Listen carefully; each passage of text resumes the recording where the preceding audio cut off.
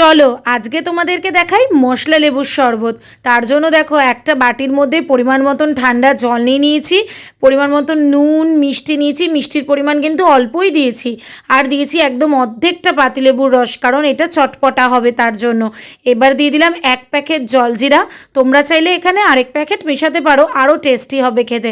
এবার ভালো করে গুলে নিচ্ছি, চিনিটা যতক্ষণ না গলে ততক্ষণে আমরা চলো গ্লাসটা এবার রেডি করে নিই। গ্লাসটা রেডি করার জন্য কিন্তু দেখো পরিমাণ মতন লঙ্কার গুঁড়ো দিলাম, আমি একটু ঝাল কমই খাই তাই জন্য ঝাল একদমই দিইনি। এবার দিলাম নুন আর মিষ্টি। এবার কি করব চলো দেখো, গ্লাসের গায়ের মুখের মধ্যে কিন্তু ভালো করে পাতিলেবুর রসটা লাগিয়ে নিচ্ছি, লাগিয়ে নিয়ে এবার ওই মশলাটার মধ্যে গ্লাসটাকে ভালো করে ঘুরিয়ে ঘুরিয়ে কিন্তু কোটিং করে ফেলবো পরিবেশনের জন্য।